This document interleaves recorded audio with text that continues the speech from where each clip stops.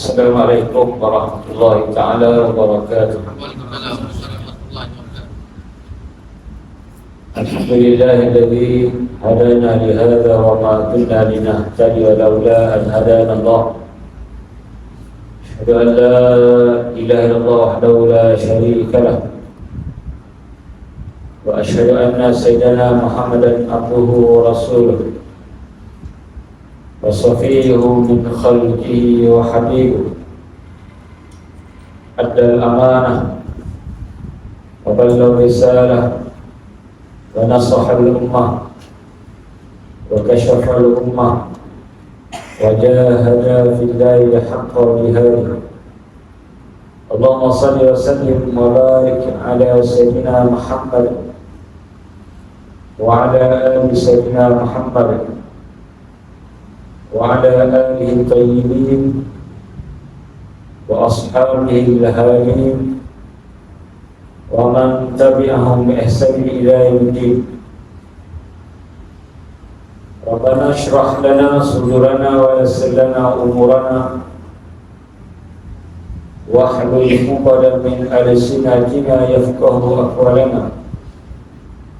ربنا لا تزغ قلوبنا بعد إذ هديتنا وهب لنا من لدنك رحمة إنك أنت الوهاب. ربنا أدخلنا مدخل صدق وأخرجنا مخرج صدق واجعل لنا من لدنك سلطانا نصيرا. ولا حول ولا قوة إلا بالله العلي العظيم. أما بعد. Yang dihormati pengurusi majlis Fadil Ustaz Jihadi, sahabat saya pengurusi masjid Ustaz Syabani Ahmad Sakan, ahli jurukuasa masjid, hadirin hadirat muslimin muslimat yang dirahmati Allah. Alhamdulillah, syukur kita pada Allah Subhanahu wa taala pada malam yang barakah ini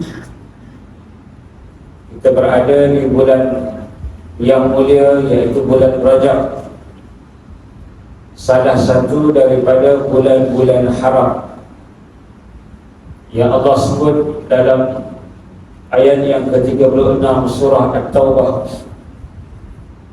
Inna iddatash syuhuri indallahi 12 syahran fi kitabillah yawma khalaqas samawati wal arda minha arba'atun hurum dzalika ad-dinul qayyim fala tadhlimu fihinna anfusakum wa qatilul musyrikina kafatan kama yuqatilunakum kafah wa'lamu anna Allaha ma'al muttaqin. Dalam ayat ini Allah menyebut bahawa sesungguhnya ada 12 bulan di sisi Allah, yaitu bulan-bulan Islam, daripada bulan Muharram sampailah bulan Zulhijjah. Ianya sudah ada sejak Allah mencipta seluruh alam ini, langit dan bumi. Dan daripada 12 bulan ini ada 4 bulan yang haram, 4 bulan mulia, yaitu bulan Rajab, Zulqa'dah, Zulhijjah dan Muharram. Apa keistimewaannya? Sesiapa yang melakukan dosa pada bulan-bulan ini akan digandakan. Bukan ganda pahala, ganda dosa. Agar kita menjauhi daripada perbuatan-perbuatan yang dilarang. Ini berdasarkan ayat yang saya bacakan tadi, fala tadhlimu fihinna anfusakum. Maka janganlah kamu melakukan kezaliman terhadap diri kamu pada bulan-bulan ini.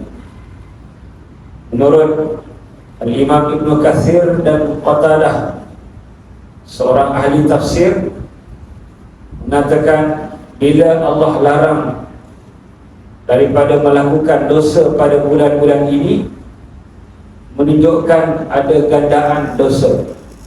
Kerana bulan lain pun haram kita buat perkara-perkara maksiat.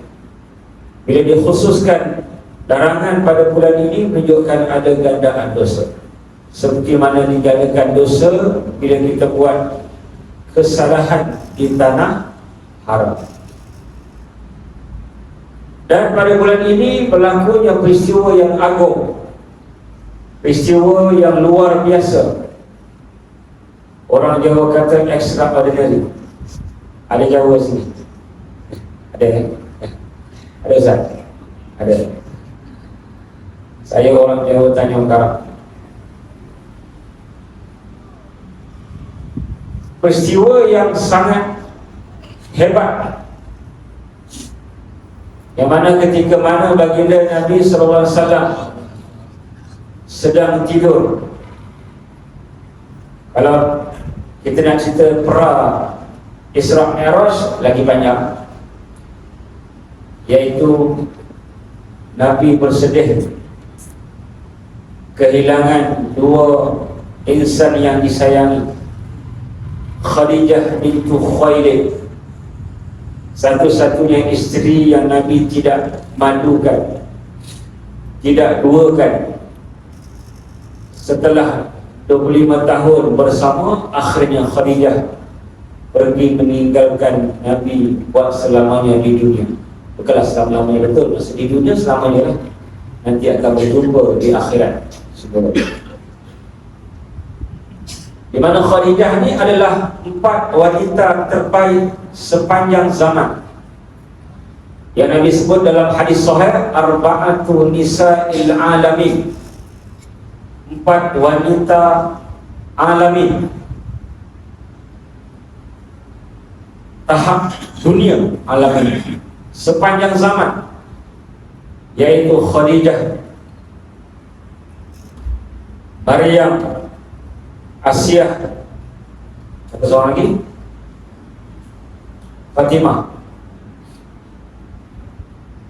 Khadijah adalah wanita yang telah membantu Nabi, orang pertama yang beriman dengan Nabi. Bukan orang tanya, Ustaz, kenapa Khadijah tidak diduakan? Saya pun nanti baca Khadijah lah Ustaz. Bukan Khadijah akhlak dan imannya, kan tak diduakan tu yang dia nak. Ada yang dia lah. Yang penting kita nak ikut iman dan kehebatan perjuangan Khadijah. Karena Khadijah adalah isteri masa susah. Kesimpulannya, jangan duakan isteri masa susah. Kalau kita kahwin dia masa zero sehingga jadi hero, apalah hero Malaya ke hero Melaka ke hero piatu, maka kita tidak seharusnya menduakan, kerana Nabi tidak menduakan Khadijah, isterinya masa susah. Dan tambahan pula kehilangan Abu Talib. Dua insan ini betul-betul membantu Nabi secara terus-menerus dan protek Nabi daripada kejahatan yang nak dilakukan oleh orang-orang musyrikin. Tapi sayangnya Abu Talib tidak beriman. Berbeza dengan Khadijah, orang pertama yang beriman dengan Nabi SAW. Sebaliknya Abu Talib, Nabi cuba sehingga akhir hayat. Sehingga akhir hayat, bila Nabi suruh masuk Islam, di saat-saat nazak Abu Talib, Abu Talib tengok pemuka-pemuka Quraisy, dan Abu Talib hanya diam sampailah nyawanya hilang. Ini peristiwa yang sangat memerdekakan Nabi SAW. Sedih. Insan yang kuat membantu Nabi tapi tidak beriman dengan apa yang Nabi bawa. Tapi Allah bagi keringanan kepada Abi Talib.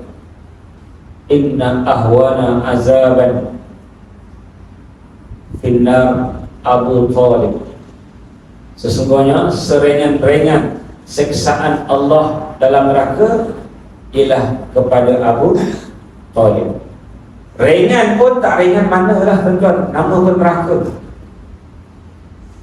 Yang mana Abu Talib yang ta'ilu bina'ali ahlinar, memakai sepasang selipar, sandal, sepatu neraka, yula dimau, sehingga mendidih otak. Yang panas tu bawah tapak kaki, tapi dia punya dahsyat api neraka sampai masak otak. Kalau kita pijak bara api, otak efek tak? Tak ada. Terbakar tapak kaki dia. Tapi punya dahsyat neraka, hatta yuhla, mendidih. Atau telur rebus dah kan otak. Ahli neraka yang paling ringan, ini paling ringan. Kalau cerita paling berat, na'udzubillah, itu perang Isra Mi'raj. Bila kesedihan, perlu ada penghibur. Anak kita bersedih, isteri bersedih, kita kena hiburkan. Allah ni sentiasa memujuk Nabi. Apa kesedihan, Allah akan pujuk. Bagaimana nak mengobati kesedihan Nabi? Ada kali turunnya surah yang memujuk Nabi. Surah apa tuan-tuan? Surah apa agak-agak? Surah Al-Duha. Ma wadda'aka rabbuka wa ma qala. Nabi sedih sebab lama tak turun wahyu, disebabkan ada seekor anak anjing yang tersesat masuk ke bawah katil Nabi. Anjing patung menyebabkan malaikat tak masuk rumah. Apakah budak-budak tak apalah, dia dah tua-tua pun belum patung lagi. Siapa nak peluk suami? Suami lah patut dia peluk, bukan patung. Patung untuk dewasa haram, malaikat tak masuk. Sama juga dengan anjing. Bila Nabi dah lama tak terima wahyu, Nabi sedih. Nabi rasa Nabi sudah dimarahi oleh Allah Ta'ala. Dan orang musyrikin kata dekat Nabi, "Hei Muhammad, Tuhanmu dah meninggalkanmu. Hei Muhammad, Tuhanmu dah marah kamu." Itu yang Allah sebut, "Ma wadda'aka rabbuka wa ma qala." Hei Muhammad, Allah tak tinggal kamu. Wa ma qala, Allah tak marah kamu. Ini kan ayat pujuk. Dah. Ayat tak marah pun. Ada kita pujuk anak kita. Ayat kan kat sini, ayat pujuk. Allah sentiasa bagi kegembiraan pada Nabi. Ada kala bila hati Nabi remuk, Allah suruh Nabi bertasbih. Qad na'lamu annaka yadiku sadruka bima yaqulun. Sesungguhnya kami mengetahui hatimu remuk bila dikata oleh orang-orang kafir dengan pelbagai perkataan-perkataan yang nista, dusta dan yang lain. Macam-macam lah dia katakan Nabi kan. Nabi pun manusia, bukan Nabi robot, terasa. Maka Tuhan kata, fasabbih bihamdi rabbika. Nak hilangkan kesedihan, nak sabar dan nak tabah menghadapi kutukan-kutukan, fasabbih bihamdi rabbika. Pertama, Allah suruh bertasbih. Wa kum minas sajidin. Yang kedua, Allah suruh jadi orang yang sentiasa solat. Yang ketiga, fa'bud rabbaka hatta ya'tiyakal yaqin. Yang ketiga, Allah kata, sembahlah Allah sampai hatta ya'tiyakal yaqin, sampai kamu mati. Ada tiga. Kalau kita tengok dalam 3-4 ayat akhir surah Al-Hijr, saya tak ingat, tapi last kali, ayat yang last 3-4 ayat akhir surah Al-Hijr. Bagaimana kalau kita ni sakit hati, orang buat macam-macam? Tiga yang Allah pesan pada Nabi. Yang pertama apa tadi? Fasabbih bihamdi rabbika, puji Allah, zikir, tasbih dengan pujian, subhanallah wa bihamdi, Kemudian Allah suruh wa qum minas sajidin, jadilah orang-orang yang sujud, orang-orang yang solat. Yang ketiga, fa'bud rabbaka, istiqamah sembah Allah sampai mati, sampai kita bertemu dengan Allah. Itu yang kedua. Yang pertama, turun surah Duha, Allah pujuk Nabi. Yang kedua, Allah bagi tips ibadah, bagaimana nak mengurangkan tekanan. Nah, ayat ini untuk kurangkan tekanan berhadapan dengan kerenah-kerenah manusia yang pelbagai. Yang ketiga, Allah pujuk Nabi dengan bagi hadiah perjalanan. Nak pujuk isteri marah, jom kita bilang kahwin, senyum lebar. Kalau pergi jauh lagi lebar. Gimana puan-puan, nak gimana? Bila susah, bila sedih, hadiahkan perjalanan. Abang dah beli tiket, nak pergi mana? Umrah, nak pergi Turki, nak pergi mana? Dekat sikit, promo Indonesia, tengok gunung. Kalau rasa tak nak pergi jauh, pergi kedai emas pun okey. Okey tak puan-puan? Yang tu tak boleh tiket lah. Bawa naik kereta je kan. Itu yang terbaik Nabi kata. Satu dinar kamu infak untuk fakir miskin. Satu dinar kamu infak untuk bebaskan hamba. Satu dinar kamu infak untuk fisabilillah. Yang paling besar pahalanya, satu dinar. Apa dinar? Duit emas, kepingan emas untuk isteri-isteri. Hadis Sahih Bukhari. Puan-puan kena hafal hadis. Kan? Yang lebih baik pahalanya duit emas untuk saya bang. Kan? Jadi Allah bagi riwayat, itu pra Isra Mi'raj. Pra pun dah 20 minit dah. Tak tahulah pukul 12 ke pukul 3 pagi sampai. Jadi tuan-tuan, inilah hadiah Allah untuk mengurangkan tekanan, untuk menghilangkan rasa sedih dan kehilangan dua insan yang sangat disayang, Khadijah dan juga Abu Talib. Jadi kisah ini bermula daripada Nabi yang sedang tidur. Nabi cerita, aku sedang tidur di hijir Ismail.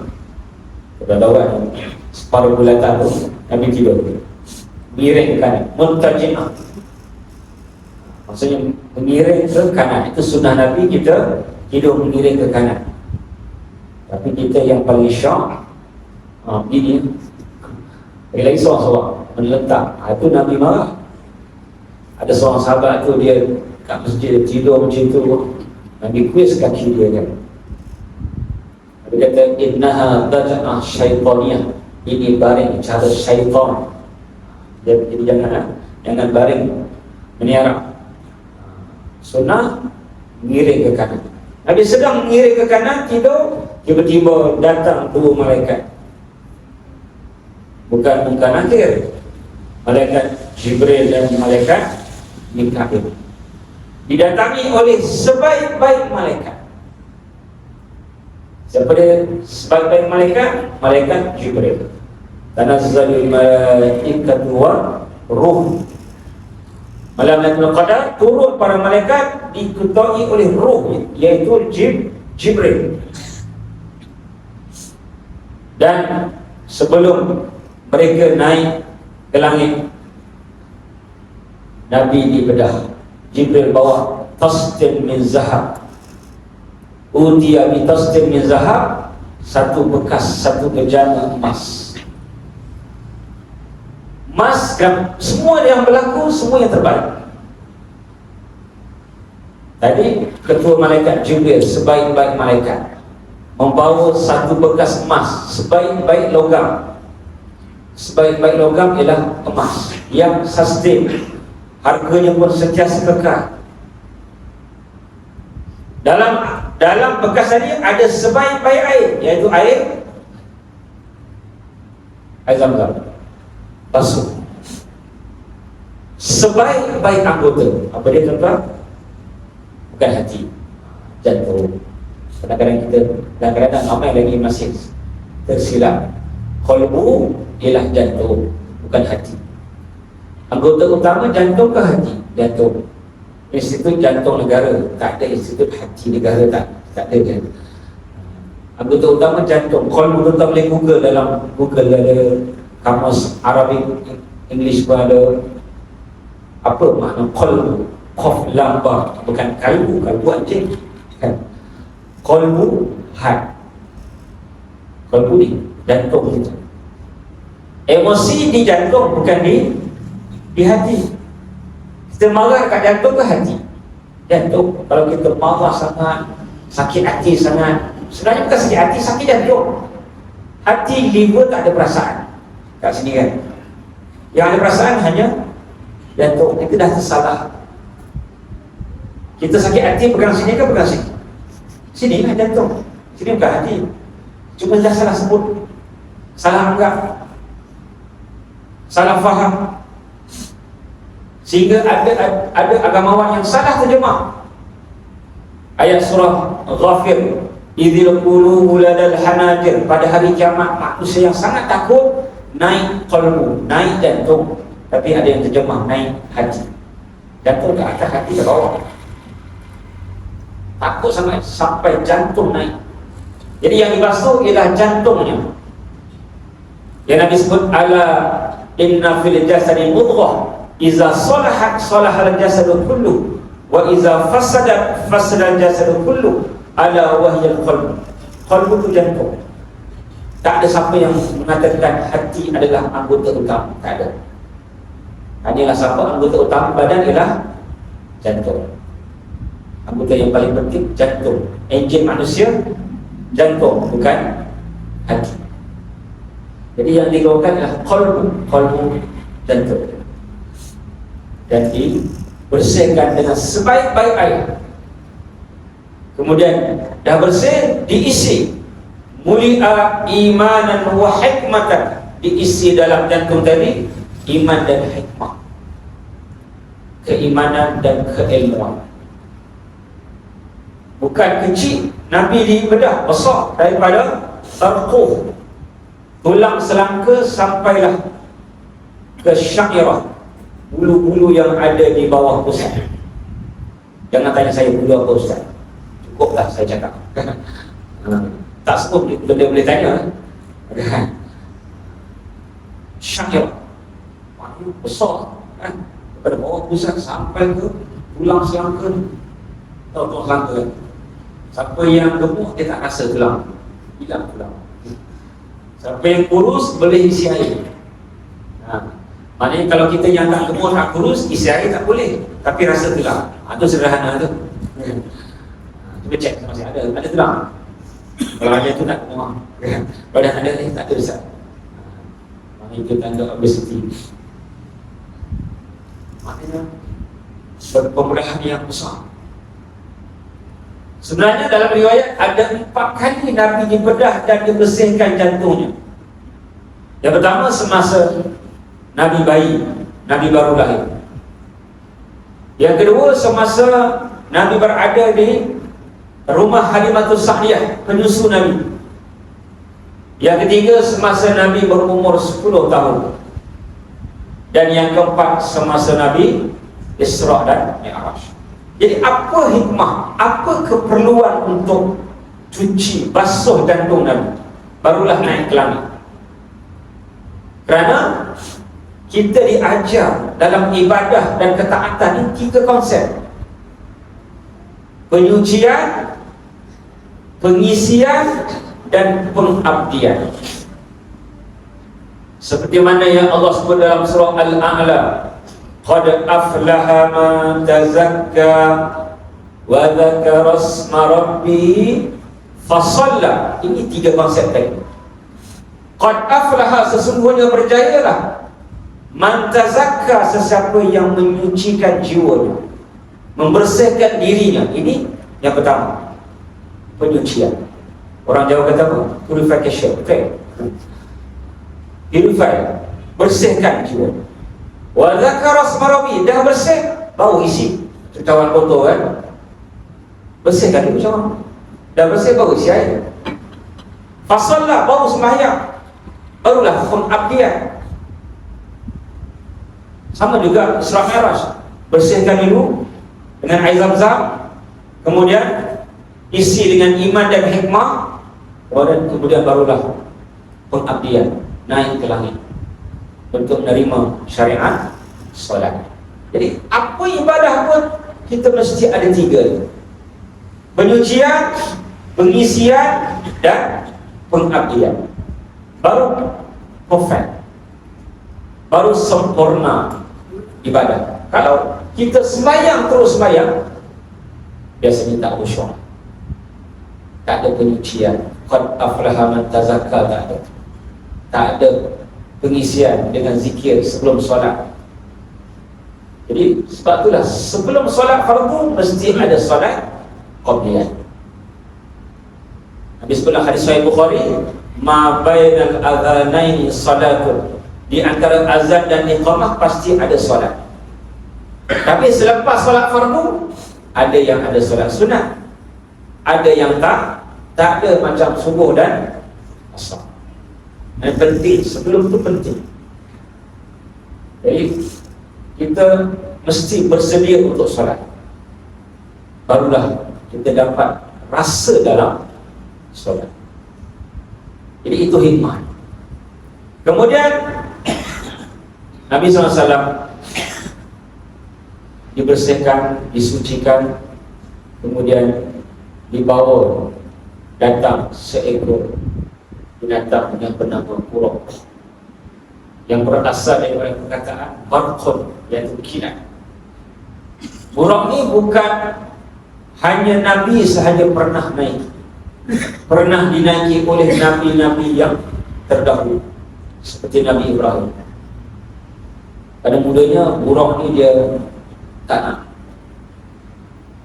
tapi akhirnya setelah dipujuk oleh Jibril, akhirnya dia mahu untuk dinaiki oleh Nabi Muhammad SAW.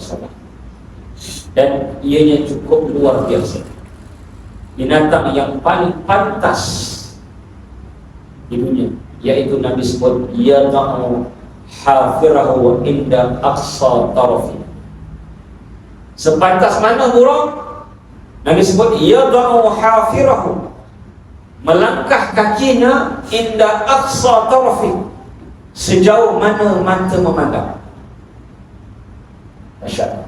Tengok mana yang paling jauh, dekat masjid tak dapat tengok yang jauh. Luar masjid nampak mana-mana, langit, awan, nampak yang paling jauh sampai terus, nampak paling jauh sampai terus. Memang cukup pantas, cukup cepat. Ini yang Nabi naik buruk, dan perjalanan Nabi tidak terus ke langit.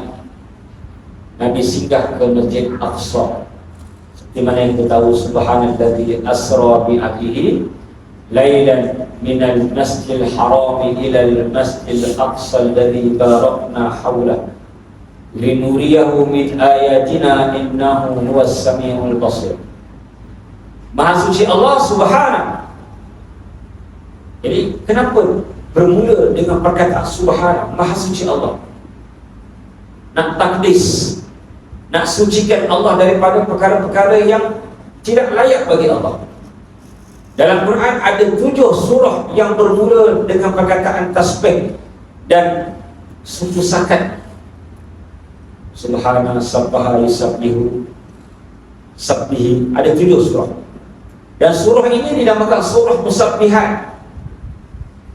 Nabi setiap malam akan baca ke-7 surah musabbihat sebelum tidur. Dalam hadis disebut kana la yanamu hatta yaqra al-musabbihat.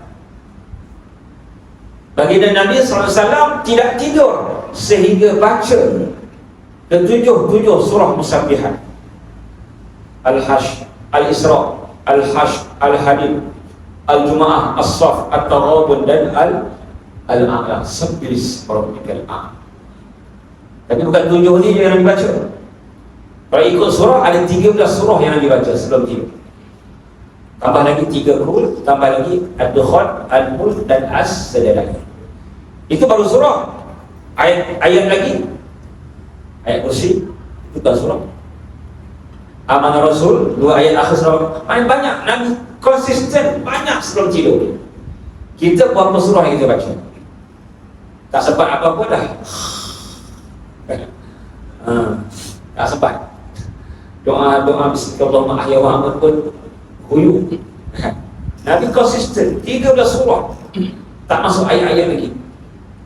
Baca setiap malam. Ini menjadi kekuatan Nabi untuk menempuh segala cabaran yang ada. Tak ada manusia yang begitu waktu cabaran yang macam Nabi. Duduk seorang-seorang, Nabi je mula beriman kan. Semuanya kufur sebelum Nabi berdakwah. Nak tempuh ujian di Makkah, ujian di Madinah. Maknanya Nabi refill dia punya bateri ni dengan ayat Quran, dengan zikir. Ini yang kuat. Lama sekarang banyak berlaku pembunuhan diri. Bunuh diri kan saya. Orang lain. Biasa. Dulu zaman tahun 80 90-an biasanya bunuh diri ni bukan Melayu. Yang saya tahu lah, saya baca surat khabar kan. Orang India, orang Cina suka atau Nadim. India suka terjadi. Tapi sekarang yang banyak berlaku orang Melayu. Tak kuat jiwa dia. Apa kata cepat koyak. Cepat koyak. Bahasa orang budak-budak, cepat koyak. Hatinya tak boleh nak sabar. Kasi nak marah dia. Bukan saya, Nabi bagi tips macam mana nak kekang kemarahan. Senang. Sekarang kan banyak lalu bunuh. Benda tu kadang-kadang bukannya dia musuh pun tak musuh, tapi satu isu dia meledak, habis bunuh. Nabi bagi tips nak kontrol marah. Nabi sebut ala unabbiukum bima yuzhibu wahbas sadr. Adakah kau nak tahu apakah amalan untuk menghilangkan wahbas sadri, dada yang meluap-luap, kemarahan yang memuncak? Dia tak kira lah ustaz ke tak ustaz ke kan. Kalau dia tak dikekang benda tadi, habis isteri pun ditampar, anak kucing pun diterajam, tiang tengah tak bersalah pun di flankingnya, tiang pun dilanggar, tiang pisahkan tiang. Kenapa kau ada kat sini tiang? Marah ni tiang. Nabi ajar kita bagaimana nak mengelakkan, nak meredam sifat kemarahan tadi. Nabi kata bisyami salasati ayyam min kulli syahrin, puasa 3 hari sebulan. Jadi kita kena cuba amalkan. InsyaAllah kita akan lebih cool, lebih tenang. Jadi kembali balik cerita Isra' Rasulullah. Nabi dalam ayat 1 surah Isra', Nabi daripada Mekah Masjid Haram ke Masjid Aqsa, daripada masjid ke masjid. Daripada Masjid Haram Nabi tidur di Hijr, dikejutkan oleh malaikat Jibril dan malaikat Mikail, pergi ke Masjid Aqsa. Apa keperluan pergi Masjid Aqsa? Sedangkan keutamaan adalah terus menuju ke langit, ke Sidratul Muntaha. Kerana supaya umat Islam tak lupa dengan Masjid Aqsa sehingga hari kiamat. Kita ni angan-angan tai kucing. Tengah perang, hancur Israel. Dah habis perang, krik-krik. Doa belum nazilah pun ramai yang tak baca, walaupun perang belum berakhir. Itu baru dah berapa hari dah tuan-tuan? Saya tanya, siapa ingat berapa hari dah perang sejak permulaan? Hari ini berapa bulan? 2 bulan. Perang start berapa bulan? 2 bulan. Kita memang itulah sebab tu Allah suruh singgah ke Masjid Aqsa supaya kita akan ingat Masjid Aqsa. Tapi kita pun tak ingat juga. Padahal boleh terus naik ke langit je. Yang penting kat langit tau. Kenapa perlu singgah Masjid Aqsa? Supaya kita cana, peduli. Tapi macam itulah, kita tak peduli mana. Perang tak pernah habis. perang yang besar, tak ada lagi. Israel masih ada di Gaza. Walaupun belah Shimal Gharb, belah barat tu dia dah keluar. Sebab dia teruk, dapat kekalahan yang teruk. Cukup banyak tenteranya yang mati. Yang dia announce 5 orang. Tak masuk lagi tentera-tentera luar. Tentera luar banyak. Daripada Amerika, daripada Perancis. Dekat Parlimen Perancis, aku cakap 4,400 tentera Perancis. Ukraine pun ada tentera dia semua. Walaupun tengah berperang dengan Rusia. Mana tak gentle lah, kan? Gaza tenteranya lawan dengan tentera Eropah yang ditutup oleh Israel. Banyak panglima yang besar-besar. Jadi sebab tu kita lihat peristiwa ini singgah di Masjid Aqsa supaya kita cakna. Nabi sebut dalam hadis, la tazalu ta'ifatun min ummati. Azan kan terus. Terulang. Ayo.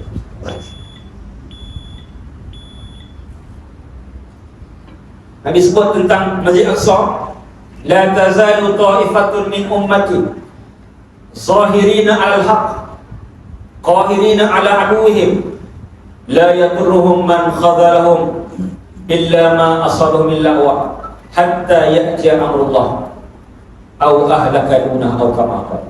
Nabi kata akan ada sentiasa sampai kiamat akan ada sekumpulan umatku, satu pasukan umatku yang memperjuangkan kebenaran, sentiasa memberi masalah kepada musuh-musuh mereka. Mereka takkan tewas, walaupun mereka akan kenalah kematian, kecederaan. Mereka tak akan lenyap, mereka akan terus ada sampailah Allah berikan kemenangan, sampailah hari kiamat. Di mana? Sahabat kata, ainahum, di mana ya Rasulullah? Mana pasukan yang sentiasa berjuang, takkan dapat ditewaskan oleh musuh? Maka Nabi jawab, Baitul Maqdis wa aknafu Baitul Maqdis.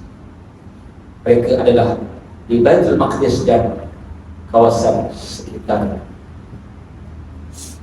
Jadi patutnya kita Islam Merah ini makin semangat untuk memperjuangkan Baitul Maqdis yang dijajah, yang dihina oleh musuh-musuh kita, iaitu Yahudi terkutuk yang mendiami Masjid Aqsa dan kawasan-kawasan sekitarnya dengan tanpa ada apa-apa kebenaran. Maksudnya mereka duduk secara haram, katakan. Sebab tu Nabi singgah di Masjid Aqsa, Nabi sembahyang 2 rakaat di Masjid Aqsa supaya kita sentiasa ingat Masjid Aqsa. Kalau nanti satu hari nanti tak tahulah bila, mungkin tak lama, sebab bahagian barat tu Israel dah tarik balik tentera. Bahagian utara ada lagi, dan pagi tadi pun dia serang lagi dengan kapal. Tapi dah kurang, macam kurang tak seperti mana pada permulaan, sebab dia dah lemah. Yang cakap tu orang Israel juga yang cakap lemah, bekas ketua bisikan Israel tidak mencapai apa-apa matlamat di Gaza. Bekas nama Israel susah sebut, bekas ketua bisikan Israel tak dapat apa-apa kan, dapat malu. Banyak tentera yang kelas atasan yang mati, bawahan biasa. Itu anak perempuan, dan Nabi teruskan berjalan. Antaranya Nabi diajukan susu 3 kali dalam peristiwa Isra Mi'raj. 3 kali Nabi diajukan susu ke Arab.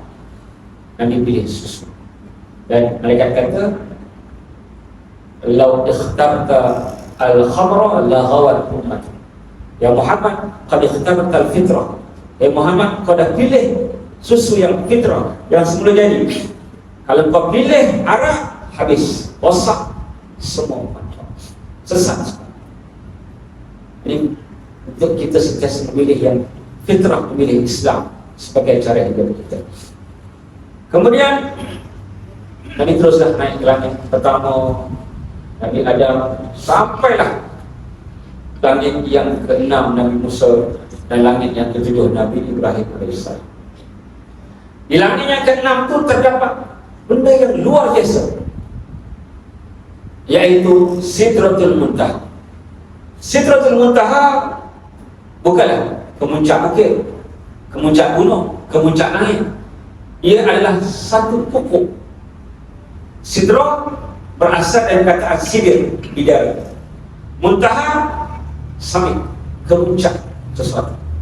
Pokok yang akarnya berasaskan di langit yang ke-6 dan melepasi langit ke-7. Bayangkan bersama dengan pokok. Ulama kata daripada bumi ke langit pertama sama ke dunia ni, yang Nabi Adam ada di situ, sangat jauh. Orang biasa tak sampai. Neil Armstrong pun tak sampai. Siapa pun tak sampai. Yang sampai Nabi.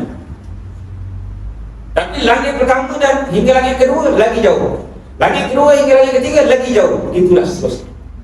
Bayangkan pokok Sidratul Muntaha daripada langit ke-6 melepasi langit ke-7.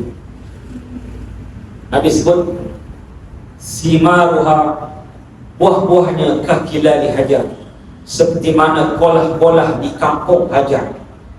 Kolah yang cukup, kolah raksasa, buahnya besar, besar bangunan buahnya, tapi dia punya daun kecil.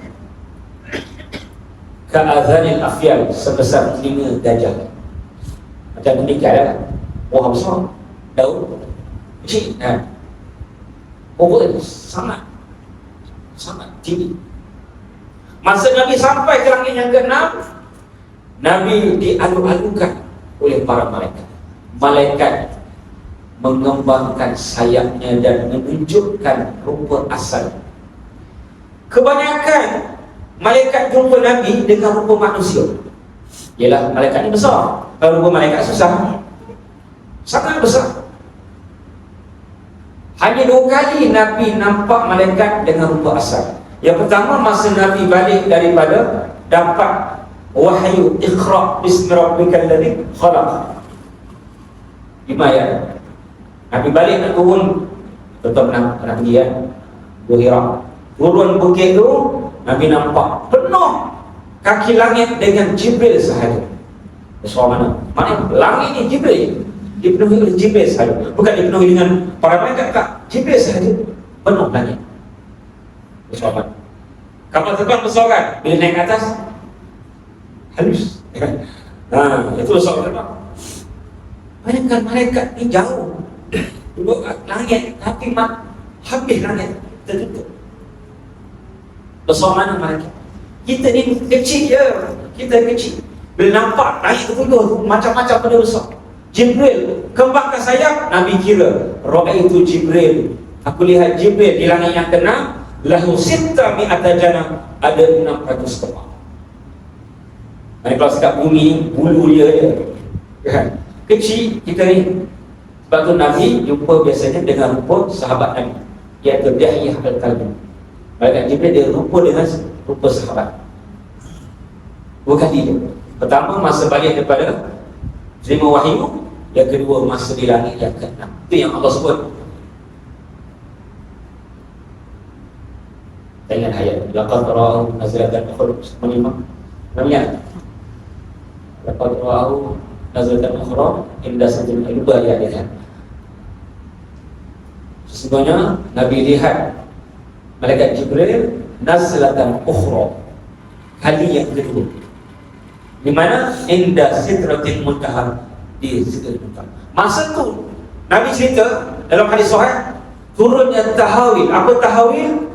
Tahawil ni ialah ad-durru wal yaqut, permata-permata dan diamond turun. Ada 4 warna, saya lupa apa warna itu. Turun menyambut Nabi lah. Macam kita ada satu apa event kan, turun masuk dia turun menyambut Nabi. Macam konfeti, dia meletup dia close. jatuh kan cantik. Masa itulah Nabi terus naik ke langit yang ketujuh dan menerima syariat solat. Syariat solat adalah satu anugerah 50 waktu sehingga menjadi 5 waktu atas desakan Nabi Musa AS. Maknanya solat diletakkan di tempat yang paling tinggi untuk dianugerahkan pada Nabi. Tempat di atas lepas langit ketujuh itu macam-macam benda semua besar. Ada arash, ada kursi. Arash ni singgah sana, kursi ni dia tempat dan tempat pijak kaki. Dan disitulah syurga yang paling tinggi, yang rendah, Jannatul Ma'wa dekat. Jannatul Ma'wa dekat Sidratul Muntaha. Ini Allah sebut indah Sidratul Muntaha indaha Jannatul Ma'wa. Yang paling tinggi sekali ialah Jannatul Firdaus. Yang disebut Jannatul Firdaus a'lahu wa awsatuh. Syurga Firdaus yang paling tinggi dan yang paling tengah-tengah sekali. Main Nabi nampak benda yang sangat luar biasa. Arash adalah makhluk yang paling besar. Nabi sebut a'zamul makhlukat arsh. Allah sebut 3 ciri arash dalam Quran: Arshul Karim, Arshul Azim dan Arshul Majid dalam Quran. Nah, cerita pasal arsh panjang pula kan. Masa Nabi naik ke langit tu 4 malaikat yang tanggung arsh. Tapi hari kiamat tambah 4 lagi sebab kiamat dahsyat.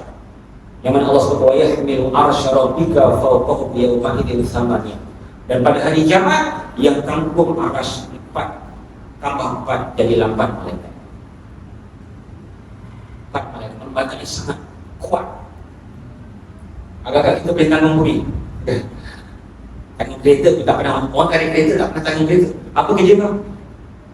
Penanggung kereta. Tak ada. Tak larat nak tanggung kereta. Ini dia tanggung, aras dia tanggung 4 je. Tapi ada yang lebih berat. Kalau lebih besar, lebih berat daripada aras. Apa dia? Yang paling besar aras. Apa yang lebih berat daripada aras? Neraka Jahannam.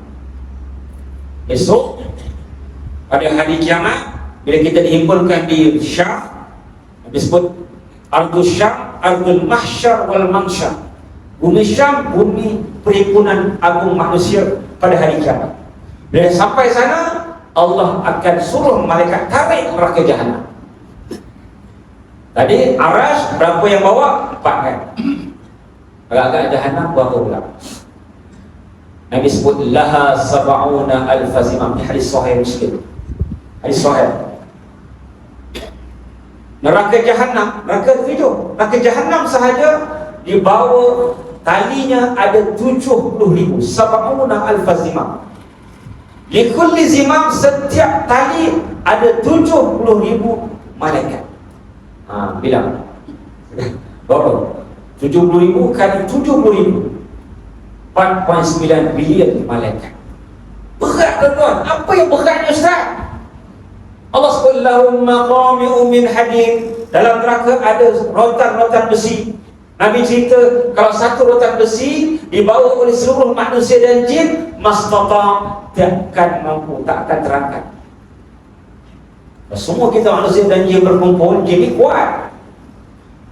Kita kuat juga, kuat sembang.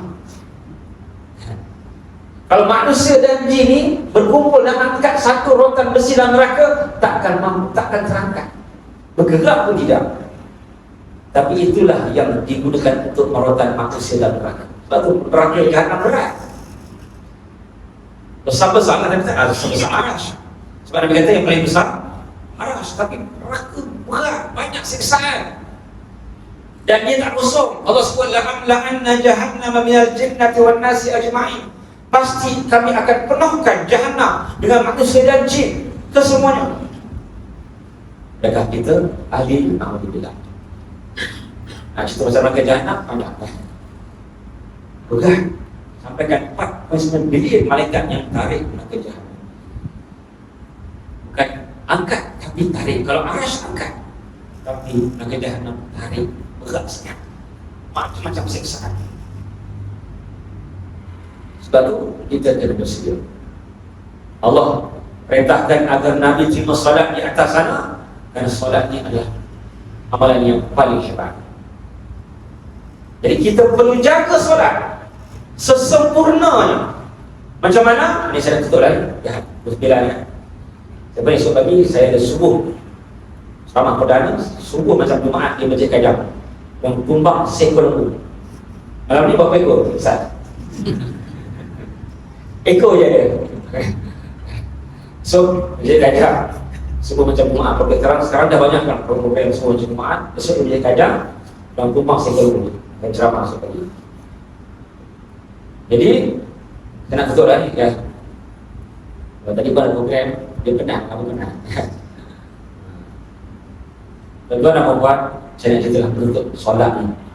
Kenapa diletakkan di tempat yang paling tinggi? Supaya kita meletakkan solat di tempat yang paling tinggi dalam hidup kita. Bukan kereta, bukan motor, bukan isteri, bukan anak. Solat. Solat. Macam mana kita nak letakkan di tempat yang tinggi? Nabi sebut hadis, man sarrahu ayyallahu musliman. Kalau tuan-tuan baru ni tengok 2 minggu lepas saya di TV Hijrah pukul 9, tajuknya subuh macam Jumaat kan. Saya bawa hadis ni, program dakwah lain hari Rabu. Nabi sebut man sarrahu ayyallahu musliman, siapa yang nak berjumpa dengan Allah, Nabi kata, dalam keadaan dia Islam. Berat syarat. Apa syaratnya? Faliyati hadhihi salawat, hendaklah dia buat semua solat-solat fardu 5 waktu yang Nabi terima di langit tadi, min haitsu yunada bihinna, di mana tukang azan melaungkan azan. Di mana nak buat sembahyang tadi? Di tempat Tok Bilal azan. Di mana Tok Bilal azan? Dekat Mahkota Parit, dekat River Cruise, dekat lagi tempat Tuan lagi penting ya. Dekat Kambing Sari, muazzin azan di tempat masing-masing lah ya. Dekat mana muazzin azan, di situlah kita sembahyang. Nabi kata ini nak jaga solat. Nak jaga solat, Nabi sebut siapa yang nak jumpa Allah, dia Islam, ini syaratnya, falyati hadhihi salawat min haitsu yunada. Ini hadis sahih Muslim, hadis sahih Nabi sebut. Dan Nabi kecam orang yang tak pergi masjid, bukan tunggu subuh saja. Kita nak setiap solat macam Jumaat, macam zaman Nabi. Apa Nabi sebut dalam satu hadis tadi? Nabi kata, "Lau taraktum, lau sallaitum fi buyutikum, la taraktum sunnata nabiyikum." Sama hadis. Kalau korang sembahyang di rumah kamu masing-masing, kamu telah tinggal sunnah Nabi kamu. Lau taraktum sunnata nabiyikum la dhalaltum, kalau kamu tinggal sunnah Nabi kamu, la dhalaltum. Apa dhalal? Sesat kamu. Maksudnya tak jumpa jalan ke syurga. Bukan sesat akidah, bukan kafir tak sembahyang di masjid, tak jumpa jalan ke syurga. Masuk neraka dulu, besok dah lama beribu tahun barulah, bukan beribu, berbilion tahun. Sebab satu dosa masuk neraka dulu ni, satu dosa 70 tahun. Agak-agak berapa trilion tahun dan neraka baru masuk surga. Siapa nak direct keluar surga, sembahyanglah di masjid 5 waktu sehari, bukan 5 waktu seminggu. Sebab tu zaman Nabi, kata Ibnu Mas'ud radhiyallahu anhu, laqad ra'aytu, dalam Sahih Bukhari, Ibnu Mas'ud kata, laqad ra'aytuna ma yatakhallaf anna an salatil jamaah illa wa huwa munafiqun ma'akum nifaq. Sesungguhnya kami melihat di zaman Nabi tidak ada orang yang takhalluf, orang yang tak pergi masjid, kecuali dia bapa munafik. Jelas kemunafikan. Mana munafik zaman Nabi ada dua. Yang hantu munafik, yang bapa munafik, yang tegar munafik. Dia memang tak pergi masjid. Munafik biasa, munafik yang regular, munafik yang apa? Yang awam lah. Munafik awam. Jadi awam pula kan. Munafik awam ni dia pergi masjid. Mana yang betul-betul dia tak pergi masjid. Mana munafik pun ada yang pergi masjid, munafik biasa. Munafik yang kalau hitam legam, maksudnya pekat sangat demi munafik, itu dia tak pergi masjid. Ini kata-kata Ibnu Mas'ud dalam Sahih Bukhari, hadis sahih. Pada zaman Nabi semua pergi masjid.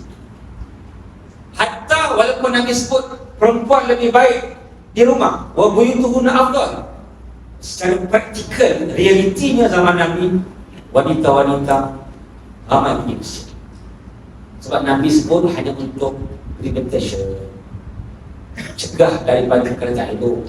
Maksudnya tak nak ikhtilat. Tapi zaman sekarang semua tempat perempuan dah pergi. Sampai kutub utara, kutub selatan, Turki semua dah pergi. Tiba-tiba tak pergi masjid. Nabi tak galakkan. Nabi tak galakkan sebab ikhtilat, percampuran. Hang dah pergi semua tempat, Kruz bercampur, Tani Sari bercampur, Padang ni bercampur, ini pergi masjid. Nabi tak galakkan. Kena faham sebab apa Nabi tak galakkan? Sebab takut bercampur. Kalau dapat elak daripada bercampuran, pergilah. Dekat tempat kerja pun hari-hari bercampur kan? Dia tak bercampur. Laki air. Hampir semua tempat kerja bercampur lagi perempuan. Masuk lift pun bercampur lagi perempuan. Masjid surau lah yang paling tak bercampur. Betul tak? Kenapa perempuan datang ke masjid? Jadi tengok zaman Nabi sendiri, wanita ramai di masjid. Dalam hadis Bukhari disebutkan, kami wanita pergi masjid ramai. Balik subuh, lam ya'rif ahadun minna, kami tak kenal orang sebelah sebab ni ada ghalas, gelap lagi. Mereka balik awal. Tuan dan puan, jadi menjadi besar daripada Isra Mi'raj ni ialah kita meninggikan solat seperti mana Allah meletakkan solat di langit yang ketujuh untuk Allah anugerahkan pada Nabi SAW. Mudah-mudahan kita semua, bukan hanya kita je solat, kita pakai suruh wa'mur ahlaka bis-salati wastabir 'alaiha. Perintahkan keluarga kamu, anak kamu, isteri kamu untuk solat. Jangan kita sembahyang seorang di masjid, anak tak bawa, isteri tak bawa. Cubalah. Isteri mungkin kita ajak dia duduk ni. Pergi mall, ajak anak isteri. Pergi berjalan, vacation, ajak anak isteri. Pergi masjid, ajak anak kakak dia. Sebab dia kena pergi. Anak isteri tinggal rumah. Sedangkan Allah suruh kita jaga ku anfusakum wa ahlikum nara. Jagalah diri kamu dan keluarga kamu daripada api neraka. Tak ada tempat yang paling prevent, paling mencegah daripada neraka yang lebih daripada masjid dan surau. Dibawalah. Tak ada AJK masjid minta kena bayar. Derma tu sekelas hati je. Kalau pergi pasar Comfort habis duit. Pergi zoo, berapa ringgit zoo? Pas saya duduk sebelah zoo, RM50, RM55. Sini berapa? RM50 kau buat. Itu bawa seorang. Kalau kena 5 orang, kisah. Walaupun saya duduk sebelah zoo, jalan dah berkali ke berapa? Sekali kot. Duduk sebelah zoo, kalau harimau berak, harimau kentut pun dengar. Memang tak ada. Keluar rumah saya nak atas tu. Dia setiap subuh mesti dia bising. Lapor tu.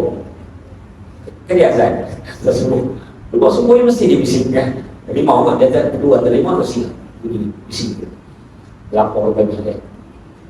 Maknanya semua kita pergi semua berduit bayar. Tapi kita sanggup pergi. Anak isteri semua pergi. Kan makan habis duit. Dekat Melaka ni tempat banyak makan. Mana pernah keluar kedai RM5 RM10 tak ada. Laku habis. Lepas tu di masjid free tapi orang tak nak pergi. Sebab orang tak nak selamat daripada neraka. Itulah hakikat yang tersirat yang perlu kita faham. Wallahualam, saya mohon maaf di atas kekurangan dan kesilapan. Mudah-mudahan ada manfaatnya insya-Allah. Itu saya mohon maaf atas kekurangan kesilapan. Apa sahaja perkara-perkara yang tuan-tuan rasa terpilih hati dan sebagainya, saya mohon maaf. Mudah-mudahan ada sedikit kita jumpa lagi dalam program-program yang akan datang insya-Allah. Alhamdulillah insyaallah. Alhamdulillah wassalatu wassalamu ala sayyidina wa ala alihi wasallam. Allahumma ighfir lana dhunubana wa li masyayikhina ya jami'al muslimin bi rahmatika ya rahim. Rabbana zalamna anfusana wa lam taghfir lana wa tarhamna Rasulullah, Allahumma khurujna bi'ahmika dan tijarana bila yawm warahmna bi qudratika alaina fala tuhina wa anta rabbuna Allahumma aghnina bi halalika an haram siwa rabbana atina fid dunya hasanah wa fil akhirati hasanah wa qina adzabannar wa sallallahu ala sayyidina Muhammadin nabiyyi wa ala alihi wa sahbihi ajma'in walhamdulillahi rabbil alamin. Assalamualaikum warahmatullahi wabarakatuh. Waalaikumsalam warahmatullahi wabarakatuh. Syukran jazilan.